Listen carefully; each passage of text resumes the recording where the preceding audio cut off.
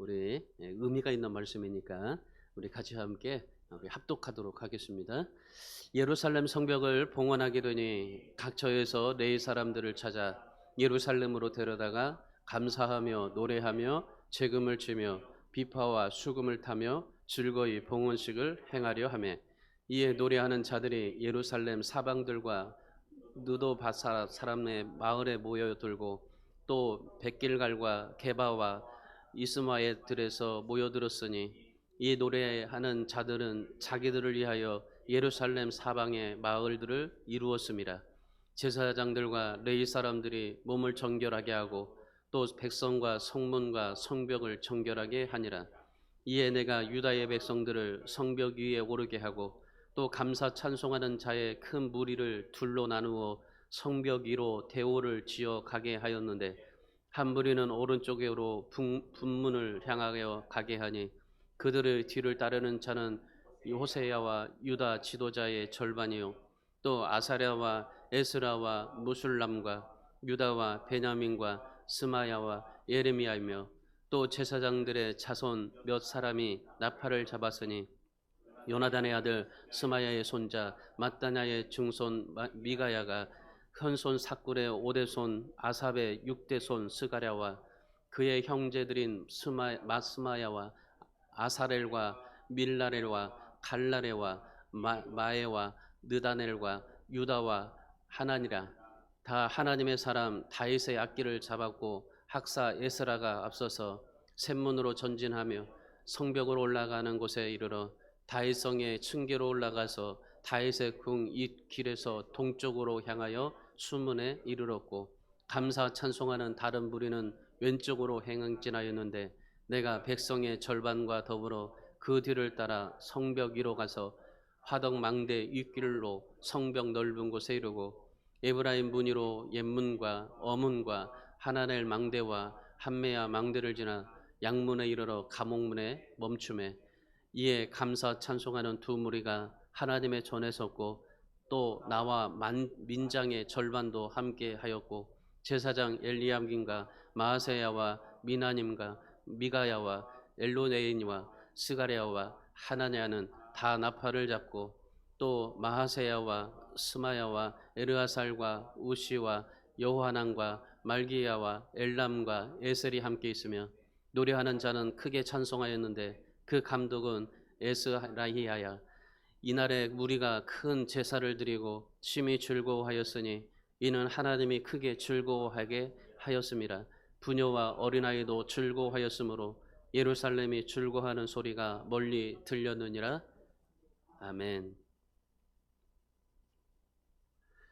오늘 특별히 43절의 말씀에 보시면은 이 이스라엘 백성들이 하나님 앞에 큰 제사를 드렸는데 하나님께서 크게 기뻐 크게 즐거워하셨다, 그렇게 말씀을 해요.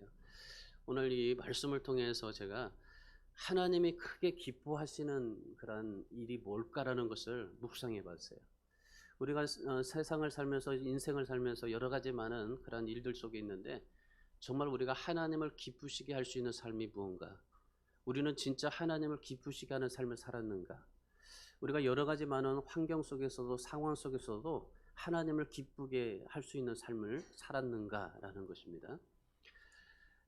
올해 이 미국에 메이저리그가 있는데 그 우승했던 LA 다저스라는 그런 야구팀이 있습니다. 우리나라 뭐 유현진도 있고 또 김광현도 있고 많은 그런 그 야구 그 선수들이 있는데 그 뭐 추신수도 있고 메이저리그에서 뛰는 많은 사람들이 있어요.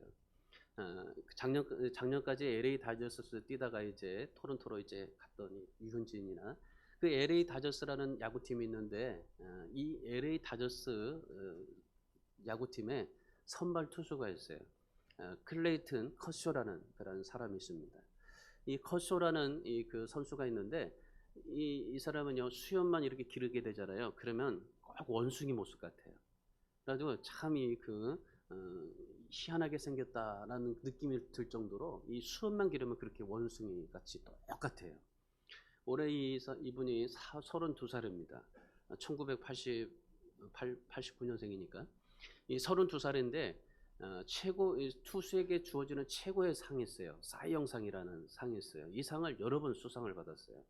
그래서 아무래도 제가 봐도 미국에서 지금 현재 뛰고 있는 현역 선수 가운데 야구팀에서 미국 야구팀에서 가장 뛰어난 선수이지 않나 싶습니다. 그렇게 또 인정하고 있고 그렇게 활동하고 있는데, 그런데 이 커쇼가 정말 미국에서 가장 뛰어난 투수로 활약하고 있지만은, 근데 이 커쇼에게 주목할 만한 점이 있어요.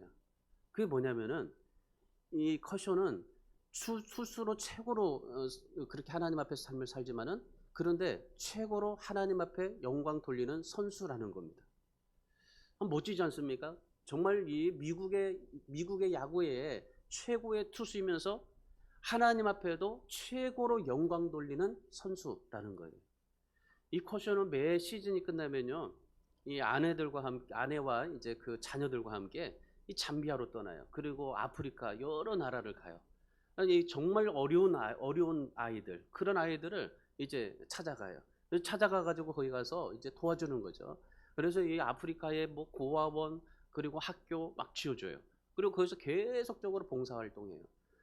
이 모든 선수들이 그 시즌이 끝나면 자기가 편안하게 여행도 가고 뭐 또 하고 막 그렇게 하고 싶잖아요. 근데 이 커쇼는 그 시즌이 끝나면 항상 아프리카에 가서 봉사활동을 계속 그렇게 해요. 그렇게 지금까지도 해와요. 미국의 기독교 신문인 이 크리스천 포스트가 있습니다. 이 포스트에서 이 커쇼를 언젠가 인터뷰를 했어요. 아니 어떻게 이렇게 선행을 할 수 있냐. 다른 사람들은 다 여행 가고 뭐 하고 그렇게 즐기는데 어떻게 매 시즌이 끝나자마자 항상 아프리카에 가서 그렇게 사람을 돕고 그리고 또 봉사활동을 하고 학교 지어주고 그렇게 선행을 할 수 있느냐. 그렇게 물어봤어요. 그러더니 커쇼가 이런 말을 했습니다. 잘 한번 들어보세요. 하나님이 나에게 주신 것에 감사해서 내가 어디를 가든지 하나님의 이름을 높여드리며 살고 싶습니다. 하나님께서 나에게 주신 것이 너무나 감사한 거죠. 그래서 어디를 가든지 하나님의 이름을 높여드리는 사람이 되고 싶다. 그저 먹고 살기에 그친다면 우리에게 주신 은사와 시간 물질이 하나님과 무슨 소용이 있겠습니까? 그저 하나님께 영광을 돌리며 살 뿐입니다. 이런 말을 했어요. 여러분 정말 이 커쇼가 그렇게 모든 것에서 정말 하나님뿐만 아니라 세상에서도 존경받는 그런 인기 있는 그런 스포츠 야구 선수가 됐지만은, 그럼에도 불구하고 이분은 하나님이 주신 것에 너무나 감사해서 크든지 작든지, 이 커쇼가 맨날 잘하는 건 아니에요. 뭐 월드 시리즈에서는 늘 이 커쇼가 늘 패배하고 어렵게 되고 막 그래요. 시즌은 잘하는데 월드 시리즈 가면은 완전히 그냥 망가지는 거예요. 그러니까 얼마나 욕도 많이 먹는지 몰라요.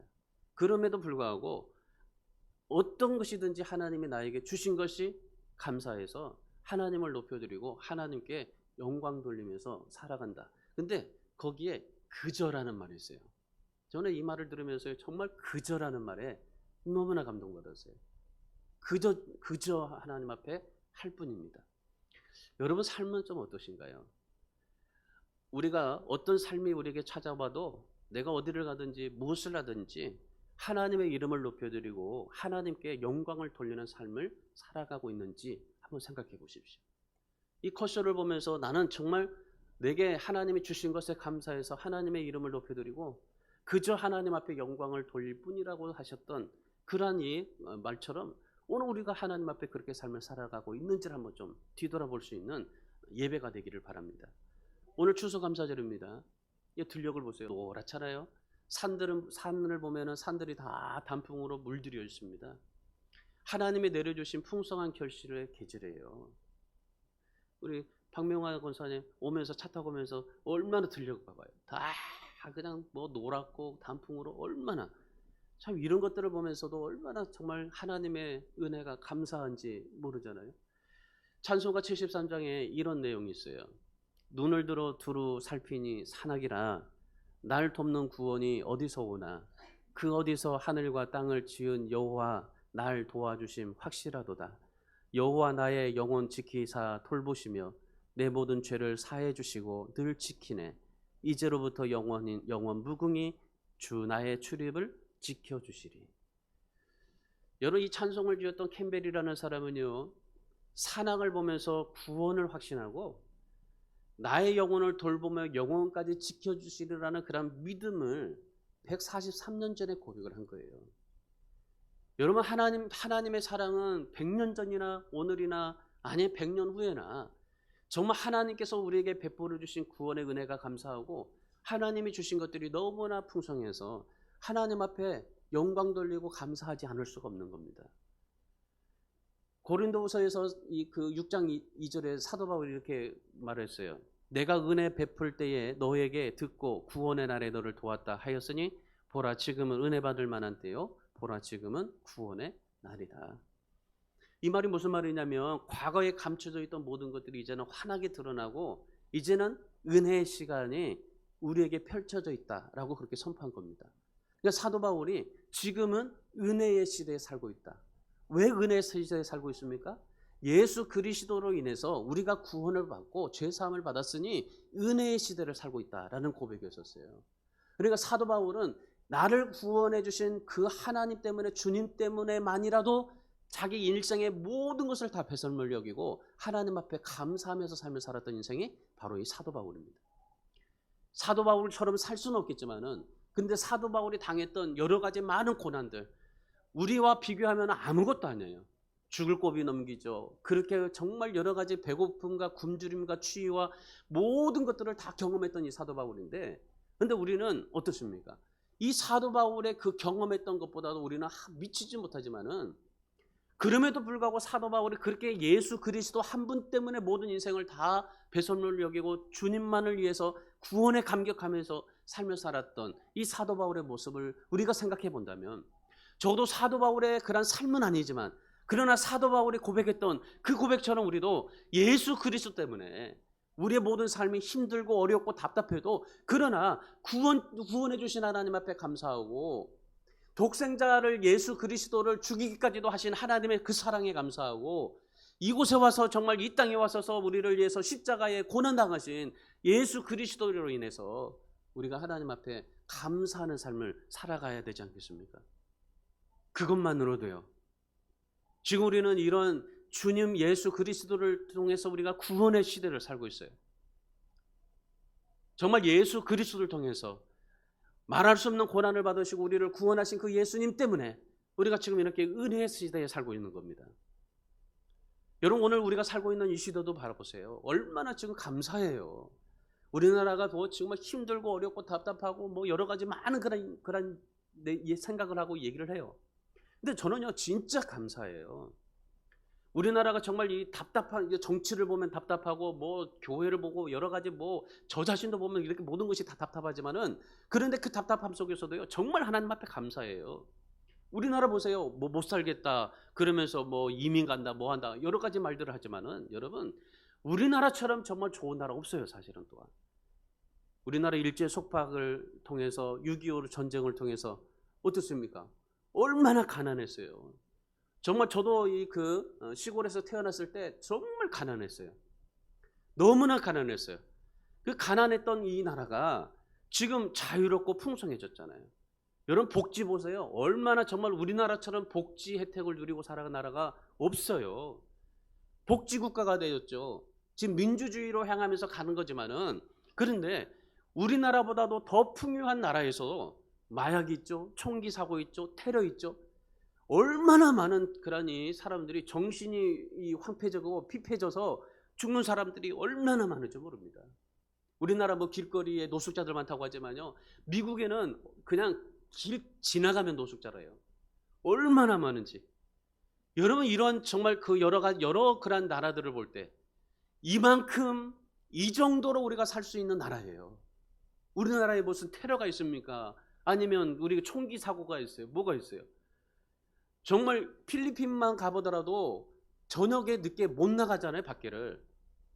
총으로 총 맞아서 죽을까 봐서. 그런데 우리나라는 어떻습니까? 12시, 1시, 3시, 새벽 4시 다녀도 얼마나 자연스러운 나라가 된지 몰라요. 얼마나 감사해요. 그런데 지금 우리는 어떻습니까? 이 나라가 썩었다, 뭐 힘들다, 어렵다, 답답하다 그러잖아요. 우리가 이런 정말 우리 한국에 살면서도 이 나라에 대한 감사 불감증을 가지고 살고 있어요. 여러분, 하나님이 주신 은혜를 누릴 수 있어야 됩니다. 하나님이 우리나라에 향한, 정말 우리나라 이 조선이라는 나라 한번 봐보세요. 이 조선원이라는 나라, 정말 그런 미개한 나라를 선교사를 보내서 문명을 깨우치게 하시고, 그리고 이곳에 와서 학교를 짓고 고아원을 짓고 병원을 짓고, 그렇게 해서 우리나라가 이렇게 하나님의 은혜로 풍성한 나라가 되었잖아요. 근데 지금 이런 하나님의 은혜를 누리고 살아야 되는데, 이런 하나님의 은혜를 누리고 살지 못하고 있는 거예요. 올해 보세요. 가뭄이 있었잖아요. 태풍이 있었잖아요. 그럼에도 불구하고 추수의 결실은 여전히 남아있잖아요. 여러분, 그렇게 태풍이 오고 그렇게 가뭄이 오고 여러 가지 많이 와서도 이렇게 과일들이 풍성하게 나오는 나라 아닙니까? 얼마나 감사해요. 여러분, 우리가 하나님 앞에 얼마나 더 욕심을 부리고 공허한 마음을 채워야만이 우리가 진짜 모든 것에서 감사가 될 수 있을까요? 우리는 정말 지금 사도 바울의 고백처럼 은혜 시대에 살고 있는 오늘 우리는 하나님 앞에 내가 어떤 환경과 어떠한 주어진 상황 속에서도 감사하는 그러한 신앙인이 되시기를 주님의 이름으로 축원합니다. 우리 사랑하는 여러분, 하나님의 구원과 은혜에 감사하면서 사시기 바랍니다. 그것만으로도 하나님 앞에 늘 영광 돌리며 살 수 있기를 바랍니다. 오늘 우리가 추수감사절에 우리가 하나님 앞에 드릴 것은 이런 이 열매, 이런 이 저기 곡식의 열매보다도 지금이라는 열매예요. 지금 하나님의 은혜에 감사하고, 지금 나를 구원해 주신 하나님 앞에 감사하고, 지금 하나님 앞에 영광 돌리는 지금의 은혜가 우리에게 필요한 거예요. 우리는 항상 이 지금이라는 그런 열매를 날마다 하나님 앞에 드릴 수 있어야 돼요. 우리가 추수감사절에만 이렇게 특별하게 드리는 것이 아니라 지금 나에게 하나님이 주신 것에 대해서 감사하고 하나님 앞에 영광을 돌리는 귀한 우리 성도들이 다 되시기를 바랍니다. 오늘 본문의 말씀은 느헤미야가 성벽을 봉헌한 후에 감사의 축제를 백성들과 함께 드리는 장면입니다. 오늘 본문 27절의 말씀을 보시면은 포로 생활에서 돌아와서 정말 이 백성들이 고생이란 고생을 다 했어요. 성벽을 쌓았습니다. 고생하면서 성벽을 쌓았고, 그것도 이제 단기간에 성벽을 쌓게 됐어요. 그래서 이 성벽을 쌓고 나서 예루살렘 백성들이 감사하고 노래하고 즐거이 봉헌식을 했던 장면입니다. 이 모습을 본 하나님께서 어떻게 고백하시냐면요, 43절에서 그렇게 고백하셔요. 하나님께서 크게 즐거워하셨더라.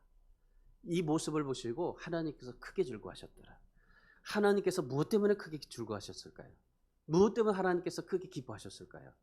오늘 이 예루살렘 백성들이, 이스라엘 백성들이 했던 세 가지 이유 때문이었어요. 세 가지의 행동 때문이었어요. 그렇다면 하나님 앞에 무엇을 크게 기뻐하시게 하셨을까? 이스라엘 백성들이 했던 세 가지의 그 믿음이 무엇일까? 신앙이 무엇일까? 오늘 그걸 좀 보려고 하는 겁니다. 하나님은 무엇을 크게 기뻐하실까요? 첫 번째로 감사로 영광을 돌린 것에 있었어요. 27절 다시 한번 보십시오. 27절, 느헤미야가 예루살렘 성벽을 재건한 후에 봉헌을 했어요. 그리고 백성들과 함께 성을 돌면서 감사하고 노래하고 재금을 치고 비파와 수금을 타며 즐거이 봉헌식을 행하려 하나님 앞에 감사하는 시간을 가졌습니다. 성벽을 짓고 나서 이 느헤미야가 제일 첫 번째로 한 게 감사의 시간을 가진 거예요. 그 이유는 뭐냐면 성벽을 쌓은 것이 인간의 힘으로 된 것이 아니라 하나님의 힘으로 쌓았기 때문에 제일 먼저 하나님 앞에 영광을 돌리게 됐던 겁니다. 하나님이 이루신 거에 대해서 하나님 앞에 먼저 영광을 돌린 거예요. 여러분, 이건 중요한 거예요. 우리가 하나님 앞에 살면서 매일 우리가 하나님 앞에 영광을 돌릴 수는 없어요. 그런데 중요한 건 뭐냐면요, 하나님의 도우심으로 이루어졌다고 한다면 여러분 그냥 넘어가지 마세요. 아주 작은 것이라도 내 힘이 아닌 하나님의 힘으로, 하나님의 도우심으로 되었다라고 느껴지고 생각이 되어진다면 하나님 앞에 먼저 감사로 영광을 돌리십시오. 이것이 우리 신앙생활 속에서 날마다 우리에게 습관이 되어져야 돼요. 여러분, 하나님 앞에 우리가 드리는 영광은 어떤 특별한 영광이 아니에요. 내가 뭔가 많이 돈을 벌어서 하나님 앞에 영광을 돌리는 거 중요해요. 그러나 자그마한 것 하나하나, 내가 자그마한 것 속에서도 하나님의 도우심으로 이렇게 되었다라고 생각했을 때, 그때 하나님 앞에 그냥 넘어가지 말고 감사로 하나님 앞에 영광을 돌리십시오. 감사로 하나님 앞에 선포하고 영광을 돌려야 되는 거예요. 그러면 어떻게 되는 줄 아십니까? 하나님께서 어떻게 하시는 줄 알아요? 성벽을 하나님께 쌓게 하셨잖아요. 성벽을 쌓게 하신 하나님께서 그 성벽을 지켜주시는 일까지 하시는 거예요. 여러분, 하나님 우리를 지켜주시고 보호해 주신다고 하셨잖아요. 그래서 성경에 많이 보면은, 대부분 시편의 말씀에 보면은 하나님께서 우리를 지켜주시고 보호해 주신다고 그래요. 성경에서 많이 그런 말씀을 하는데, 하나님이 지켜주시고 보호해 주신 것은 어떤 때냐면 바로 이때예요. 감사로 영광을 돌리고, 그리고 난 뒤에 하나님께서 지켜주시고 보호하시는 은혜가 우리에게 임하게 되는 거예요. 오늘 성벽을 쌓고 나서 하나님 앞에 먼저 감사로 영광을 돌렸어요. 그랬더니 하나님께서 성벽만 쌓으면 뭐예요? 그 안에 이제 예루살렘 성도 만들어야 되고 지어야 되고 여러 가지 많은 것들이 있어요. 성벽만 쌓으면 뭐가 됩니까? 거기에 성벽만 쌓는다고 해서 적군들이 침입해 오면은 어떻게 돼요? 그냥 다 아무것도 준비되어지 않고, 무기가 있습니까? 제대로 무슨 그러니 가지고 있는 뭐가 있어요? 없어요. 그러니까 이 예루살렘 백성들은 다 그냥 성벽 쌓은 채로 다른 그런 적들에게 다 넘겨줄 뿐이에요. 그런데 하나님께서 그 예루살렘 성벽을 쌓았는데, 그 성벽을 쌓았는데 하나님께서 그 예루살렘을 지켜주시는 겁니다. 성벽을 쌓고 하나님 앞에 감사로 영광 돌렸더니 그 예루살렘을 하나님이 지켜주시게 됐던 거예요. 그래서 하나님 앞에 이 유다 백성들이 봉헌식을 하고 나서 하나님 앞에 이 봉헌식을 한 이유가 바로 그거였었어요. 이 성을 의지하지 않냐고 하나님이 지켜주심을 의지하는 그런 믿음으로 이 백성들이 하나님 앞에 그렇게 신앙생활을 했다는 겁니다. 여러분, 지금 이 성벽을 쌓는 일 하나님이 하셨지만은, 그럼에도 불구하고 하나님이 이 성을 지켜주셔야만 한다는 그런 느헤미야와 백성들의 고백이 하나님의 마음에 감동이 된 거예요. 지금 적들의 끊임없는 방해, 여러 가지 열악한 상황 속에서도, 그런데 하나님 앞에 성벽을 지었잖아요. 그러면 이 성벽을 쌓은 그러니 백성들이, 우리의 힘으로 우리가 이렇게 방해와 열악한 상황 속에서도 이렇게 성벽을 지었다, 큰 업적을 이루었다, 자랑하고 교만할 수 있었을 텐데, 그런데 이들은 교만하지 않아요. 하나님 앞에 영광을 돌리게 된 겁니다. 아주 자그마한 것도 하나님이 동행해 주시고 변함없이 승리해 주실 거라는 그런 믿음을 하나님 앞에 감사로 영광을 돌렸던 것입니다.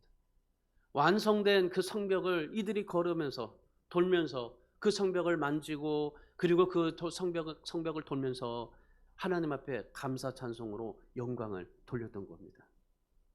여러분, 이스라엘 백성들이 시련을 이기고 돌리는 이 영광이 얼마나 컸겠어요. 이 성벽이 정말 어렵고 힘들게 성벽이 완성됐는데, 그런데 우리의 힘이 아닌 하나님의 힘으로 이루어졌다라고 고백하면서 감사와 찬송으로 영광을 돌리는 이 백성들, 그 성벽을 바라보면서 얼마나 눈물을 흘리면서 하나님 앞에 감사했겠습니까? 여호수아 14장 9절에서 하나님께서 여호수아에게 그렇게 말씀하셨어요. 가나안 땅에 들어가서 네가 밟은 땅을 다 내게 주겠다고 하셨어요. 여러분, 네가 밟는 땅을 다 하나님이 주겠다고 했으니까, 그리고 여호수아가 밟는 땅을 어떻게 생각할까요? 얼마나 정말 감격하겠어요. 내가 이 밟는 땅마다 하나님이 나에게 다 주시겠다고 했지. 이 밟는 땅이 하나님 앞에 정말 이 땅을 내게 다 주신다고 하니까 얼마나 감사로 영광 돌리겠어요. 여러분, 오늘 우리들도 마찬가지예요. 우리는 뭔가 큰 목표만을 바라봐요. 근데 작은 것에 하나님의 이기심에 대한 그것을 우리가 영광 돌리는 일이 너무나 소홀해요. 아주 작은 것이라도 하나님의 도우심을 받았다면 반드시 하나님 앞에 이런 봉헌식을 해드려야 돼요. 하나님 앞에 영광을 돌리는 삶을 살아갈 수 있어야 돼요. 선교사 허드슨 테일러가 이렇게 말했어요. 하나님의 사역이 하나님의 방법대로 행해져서 하나님께 영광을 돌리면 그 일은 결코 물질이 부족해서 못하는 일이 없을 것이다. 우리 사랑하는 여러분, 하나님께 영광을 돌리는 만큼 하나님이 지켜주심이 된다는 것을 기억하시기 바랍니다. 하나님이 하나님 앞에 발로 밟는 땅만큼 하나님이 나에게 주신다는 것을 기억하시기 바랍니다. 여러분, 신앙생활은요, 하나님이 알아서 다 해주시겠지가 아니에요. 내가 얼마나 하나님 앞에 영광을 돌렸느냐, 얼마나 내가 하나님 앞에 정말 믿음으로 땅을 밟았느냐에 따라서 하나님께서 나에게 복을 주시는 거예요. 그래서 우리가 하나님 앞에 정말 영광은 최고로 영광 돌릴 수 있는 사람이 돼야 돼요. 작은 것에서 하나님 앞에 영광 돌리는 수 있는 사람이 돼야 돼요. 그러면 그 작은 것에 하나님이 영광 돌렸더니 하나님께서 우리를 크게 지켜주시고 보호해 주시는 겁니다. 여러분의 모든 삶이 정말 아주 작은 것이라도 하나님 앞에 영광을 돌려보십시오. 힘들고 어렵죠? 몸이 아파요? 하나님 앞에 영광 돌려보세요. 영광을 돌린 만큼 여러분에게 그 기쁨이 충만하게 되게 될 줄 믿습니다. 오늘 느헤미야 보세요. 세상에 어떤 것도 구하지 않잖아요. 오직 하나님의 은혜를 구했고, 그리고 하나님 앞에 영광을 하나님 앞에 돌립니다. 여러분도 진짜 축복을 받기를 원한다면 여러분의 삶의 방식을 바꿔야 돼요. 어떤 형편이든지 어떤 상황이든지 하나님 앞에 감사로 영광을 돌릴 수 있는 사람이 되어야 되는 겁니다. 그러면 그 영광에 하나님이 복이 임한다는 사실 믿고 순종하기를 주님의 이름으로 축원합니다. 두 번째는 말씀을 앞세워 갔어요. 36절 말씀 보세요. 36절 말씀에 보면 끝에 보면 학사 에스라가 앞서서 갔습니다. 이스라엘 백성들이 봉헌식을 하는데 제일 먼저 뭐가 갔어요? 학사 에스라가 앞서갔어요. 학사 에스라는 느헤미야보다도 14년 먼저 왔어요. 14년 전에 와가지고 백성들을 이끌고 귀환했던 지도자입니다. 이 느헤미야나 이 에스라는 동시대에 한 시대를 이끌었던 쌍두마차와 같아요. 느헤미야가 보통 이제 살림하고 국방을 돌보는 행정적인 지도자였다면 에스라는 말씀으로 백성들의 영혼을 새롭게 해준 영적 지도자였었어요. 그러니까 느헤미야는 에스라를 도와서 예루살렘의 말씀의 부흥을 일으켰던 사람입니다. 그냥 단순히 말씀의 그냥 부흥 운동이 아니에요. 정말 하나님의 말씀이 우리의 모든 삶을 앞서가도록 인도했던 그런 지도자였었어요. 여러분, 지금 이 말씀으로 지금 예루살렘 이스라엘 백성들에게 부흥을 주는데, 말씀을 앞세워가서 하나님의 말씀의 부흥 운동을 일으키는데, 그 당시에 이스라엘 백성들은 예루살렘에 살지 않았어요. 그러니까 모두가 흩어져서 다 농사를 짓고 있었어요. 그러다 보니까 어떻습니까? 성에 와가지고 예루살렘 성에 와가지고 말씀을 받고, 그리고 말씀을 듣고 집에 돌아가면 어떻게 될까요? 멀리 떨어져 있다 보니까 그냥 이 말씀들이 식어져 버렸어요. 그래서 느헤미야가 말씀의 부흥의 불길을 계속 지피기 위해서 했던 세 가지가 있습니다. 하나는 뭐냐면은 유대인들 중에서 예루살렘에 상주할 사람들을 제비를 뽑아서 예루살렘에 상주하게 했어요. 그리고 두 번째는 제사장의 계보를 만들었어요. 그리고 셋째는 예루살렘 낙성식을 했던 거예요. 성벽에 낙성식을 했던 거예요. 그러니까 이 예루살렘의 말씀의 부흥을 이루기 위해서 이런 일을 했는데, 이 세 가지의 핵심의 포인트는 한 가지입니다. 그게 뭐냐면은 성전 중심이었었어요. 그러니까 이 백성들이 성전 중심에서 살 수 있게 만든 거예요. 그러니까 느헤미야가 이렇게 하는 의미는 바로 그거예요. 제비에 뽑힌 사람들, 그리고 제사장들 어떻습니까? 다 각자 농사를 짓고 집을 가지고 있잖아요. 근데 농사도 포기하고 집도 포기하고 어때요? 예루살렘 이제 성문으로 와야 돼요. 그러니까 성전 중심으로 살게 했던 거예요. 성전 중심으로 살게 하니까 하나님께서 어떤 역사를 일으켰냐면은 말씀의 부흥을 일으켜 주신 겁니다. 여러분, 하나님의 말씀으로 우리가 하나님 앞에 삶을 살고자 원하죠? 하나님의 말씀으로 내가 부흥을 원하죠? 하나님의 말씀으로 내가 뭔가를 정말 하나님 앞에 특별한 하나님의 큰 기적과 경험을 요구하죠? 여러분, 그렇게 삶을 살아가기를 원한다면은 성전 중심해야 돼요. 성전 중심의 삶을 사셔야 돼요. 이건 하나님의 말씀이고 하나님께서 행하셨던 겁니다. 이스라엘 백성들을 보세요. 하나님의 성전 중심의 삶을 살다 보니까 이스라엘 백성들을 어떻게 됐어요? 하나님이 지켜주시고 보호하심 가운데 있었어요. 그런데 성전을 중심으로 살지 않고 이스라엘 백성들이 이방인들을 따라가고 우상을 섬기니까 어떻게 해요? 결국 이스라엘이 망하게 되잖아요.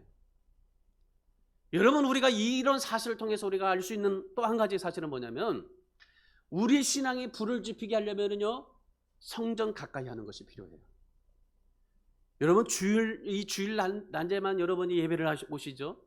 주일 낮 예배만 오셔서 여러분 신앙이 뜨거워질 수 있을까요? 물론 뜨거워질 수 있어요. 그러나 성경의 모든 역사를 보면 하나님 앞에 수요 예배도 드리고 금요 철야 예배도 드리고 새벽 기도도 드리고 성전에서 열심히 헌신할 때 진짜로 신앙은 뜨거워진다는 것을 여러분 기억하셔야 됩니다. 오순절 성령이 임했을 때 예루살렘 교회에 큰 부흥이 일어났어요. 근데 그 부흥의 원인이 어디에 있었냐면, 이 오순절이 성령이 임했기 때문에 아니에요. 물론 맞습니다. 그러나 그 오순절이 임했을 때 그 은혜 받은 자들이 흩어지지 않고 계속 그 예루살렘 교회에 남아서 사도들의 가르침을 받았기 때문에 부흥이 일어나게 된 거예요. 여러분, 부흥은 하나님의 말씀을 통해서 일어나게 된다는 것입니다. 하나님의 말씀은 어디예요? 성전 가까이에서 하나님의 말씀의 가르침을 받을 때 부흥이 일어난 거예요. 결국 이런 사람들이 예루살렘에 남아가지고 그 예루살렘에 핍박이 왔을 때, 그 핍박이 있을 때까지 남아서 말씀을 가까이 하다가 스데반 집사가 죽고 난 이후에 흩어져서 유다와 사마리아와 아시아 일대로 가서 복음을 전하고, 그리고 정말 놀랍게 이렇게 우리가 하나님 앞에 신앙생활을 할 수 있게 되었던 겁니다. 여러분, 진짜 여러분에게 부흥을 원한다면, 여러분의 삶에 정말 내 신앙에 그러한 뜨거운 그러한 불이 날마다 내게 지펴지기를 원한다면, 여러분 성전 가까이 말씀 중심의 삶을 사십시오. 그러면 안 될 수가 없어요. 오늘 느헤미야가 온갖 반대를 무릅쓰고 예루살렘 성벽을 쌓았어요. 예루살렘 성벽을 쌓은 것은요, 단지 우리가 이 백성들이 안전하게 되고, 그리고 백성들이 정말 잘 보호받기 위해서 성벽을 쌓은 게 아니에요. 성벽을 쌓았던 이유는 한 가지였었어요. 적의 공격으로부터 보호를 받는 그런 의미도 있지만은, 그런데 이 느헤미야가 성벽을 쌓았던 이유는요, 하나님의 백성들이 말씀의 보호를 받기 위해서 말씀의 성벽을 쌓은 겁니다.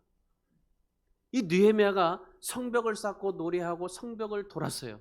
31절의 말씀에 보면 지도자들은 성벽 위에서 지켜보게 하고, 그리고 유대인들은 두 무리로 나누어서 행진을 하게 했어요.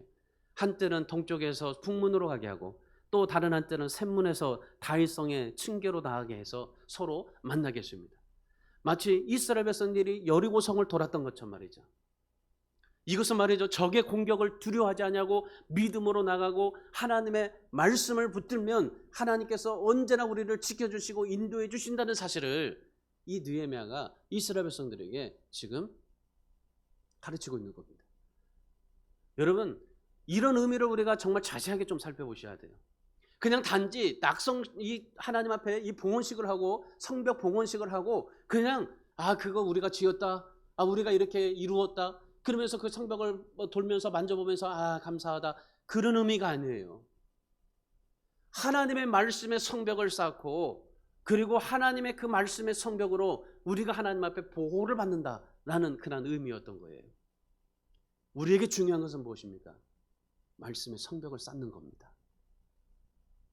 여러분이 삶을 살아가면서 하나님의 말씀으로 성벽을 쌓는 겁니다. 이거 우리 중요한 겁니다. 말씀의 성벽을 쌓는 일. 세상의 명예, 권력, 돈을 우리는 모든 내 인생의 성벽을 쌓아요. 여러분, 그러나 하나님의 말씀으로 내 인생의 보호를 받도록 말씀의 성벽을 쌓으시길 바랍니다. 늦지 않았어요? 지금이라도 하나님의 말씀의 성벽을 쌓으세요. 하나님의 보호하심과 안전하심을 하나님 앞에 받기 위해서 말씀의 성벽을 쌓으십시오. 피곤하죠? 힘들죠? 귀찮으시죠? 그러나 말씀의 성벽을 여러분 부지런히 쌓으십시오. 저도 아무리 바빠도요, 정말 하나님 앞에 말씀을 읽으려고 집에 가서 눈을 비벼서라도 말씀을 읽고 자요. 그래서 꼭 1년에 적어도 정말 정독의 한독을 하려고 그렇게 애쓰고 삶을 살고 있습니다. 저도 이제 거의 신약은 다 읽고 구약이 거의 이제 다 읽어져가요. 여러분, 오늘 이스라엘 백성들이 하나님 앞에 정말 하나님이 지켜주신 이 의미를 한번 생각해 보세요. 말씀에 성벽을 쌓고 낙성식을 하고. 여러분, 이거 우리에게 참 중요한 거예요. 여러분이 하나님 앞에 올려드리는 그런 이 말씀의 그런 일독의 카드들이 있어요. 저는 일종의 이것이 낙성식이라고 봐요. 이것이 정말 이 봉헌식이라고 봐요. 여러분, 하나님 앞에 1년에 한 번씩 성경 일독을 하고 하나님 앞에 올려드리는 이 성경 읽기 카드가 여러분에게 얼마나 소중한지 몰라요. 말씀이 이해가 안 되고 말씀이 뭐 우리에게 어떤 그런 의미가 없다라고 생각하죠. 그러나 아니에요. 그 말씀을 읽고 말씀을 묵상하고 그 말씀을 암송하는 그것이 여러분에게 성벽이 되어서 여러분의 삶이 하나님 앞에 안전하게 지킴을 받게 되는 겁니다. 우리 신은수 장로님을 통해서 매일 카톡에 말씀 받잖아요. 그것만 받아서 읽어도 일독은 할 수가 있잖아요. 여러분, 내가 어디든지 어디서 말씀을 묵상하고 읽고 선포하시고 아버지 하나님 앞에 이 말씀의 성벽을 쌓고 그리고 봉헌식도 하고, 그래서 말씀을 앞세워서 살아가기를 바랍니다. 내가 하나님의 말씀을 읽는다는 의미는요, 여러분, 하나님의 말씀을 읽는데 그냥 시간 내서 읽을 수가 없는 거예요. 말씀이요, 5장 읽는데도 보통 30분, 1시간 걸리는 거예요. 정독을 하면. 여러분, 그만큼 말씀을 읽는 데는 내 시간을 다 비우고 하나님 앞에 모든 것을 앞세운다는 의미입니다. 하나님의 말씀을 앞세우시고, 그래서 여러분의 모든 삶이 지켜주시고 보호하심에 하나님의 은혜를 받고 누리며 살아가기를 주님의 이름으로 축원합니다. 마지막 세 번째는 큰 제사를 드렸어요. 큰 제사. 43절의 말씀 보세요. 43절의 말씀에 보면 이날에 무리가 큰 제사를 드리고 심히 즐거워하였으니. 느헤미야가 제사를 드릴 때 아무나 예배를 인도하지 않겠습니다. 레위인들을 찾아서 오게 했어요. 그리고 레위인들을 찾아서 그들을 중심으로 예배를 인도하게 했습니다. 그러니까 예배를 그냥 단순하게 그냥 쉽게 예배를 드리겠다라는 것이 아니었어요. 하나님 앞에 드리는 예배가 정결하고 거룩하고 그리고 하나님 앞에 제일 크게 드리는 예배로 하나님 앞에 드리고 싶었던 거예요.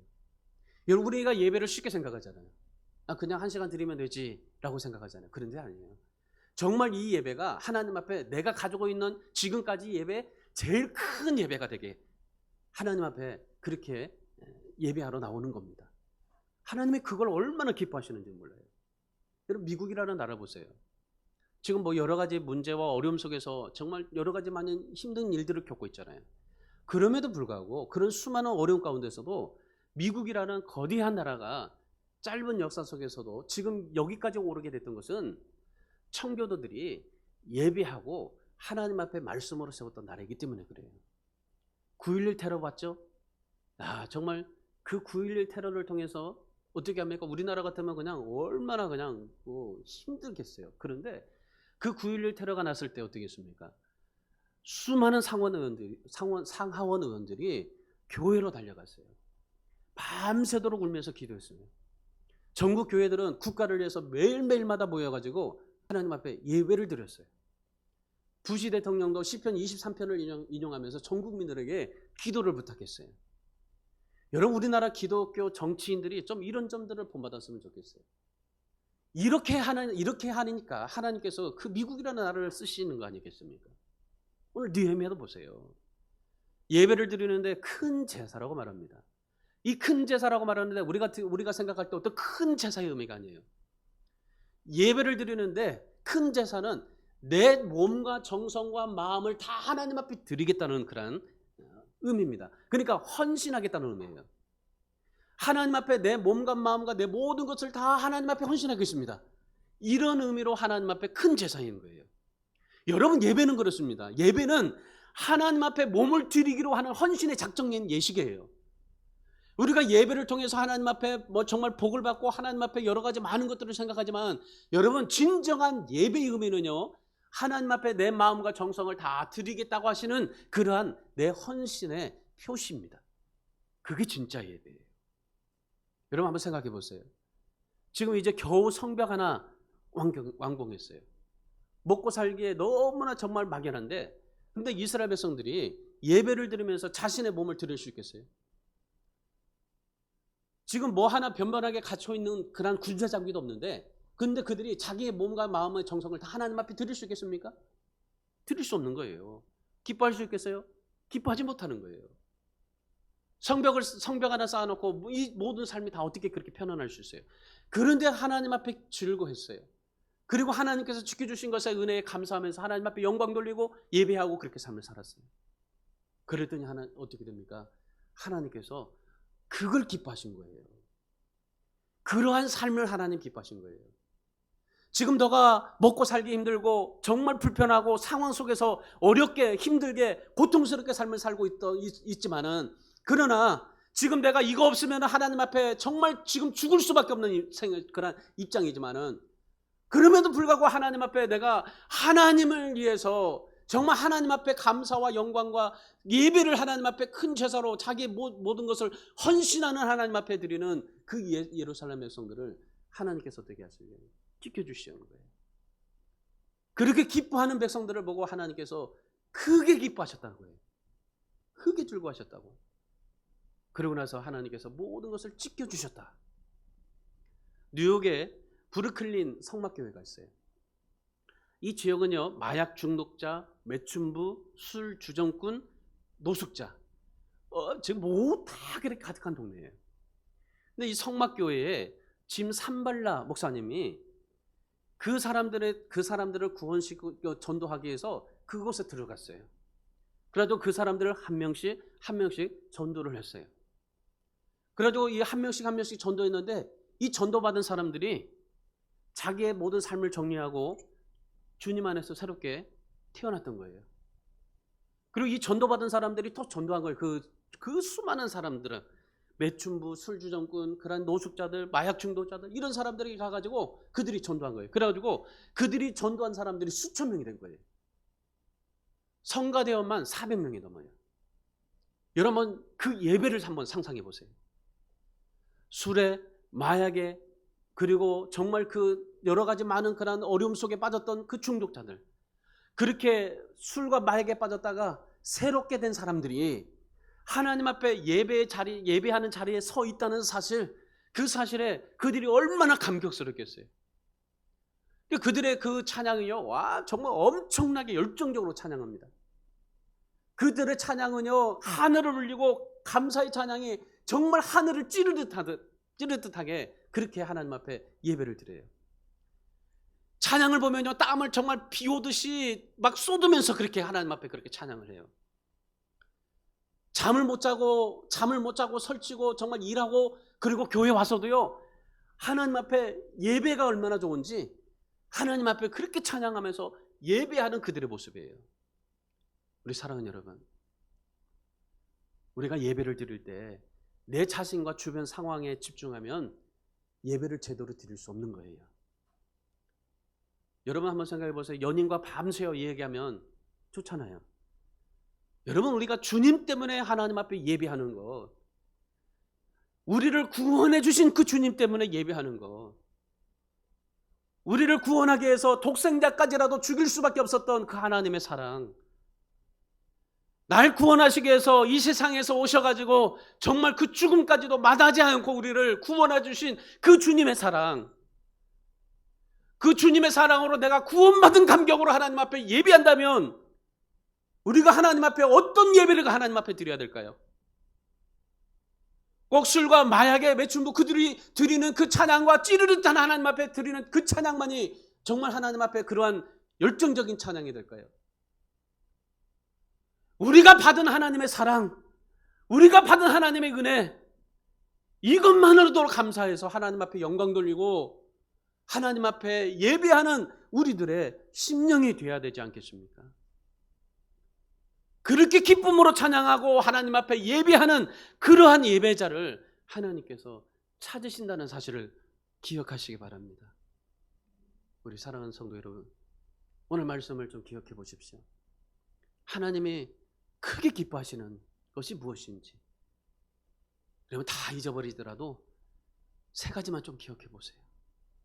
어떤 상황 속에서도 정말 작은 거라도 하나님 앞에 영광의 감사의 영광의 기념비를 좀 세우고, 말씀을 앞세우고 정말 이 말씀의 성벽을 쌓고 그리고 하나님의 은혜에 감사해서 하나님 앞에 예배하는, 그래서 하나님이 지키시고 보호받아서 여러분의 인생도 느헤미야와 정말 이 사도 바울과 성경의 많은 사람들이 기쁨과 즐거움과 은혜를 누렸던 그 사람들처럼 여러분도 그 기쁨을 누리며 살아가기를 주님의 이름으로 축원합니다. 기도하겠습니다.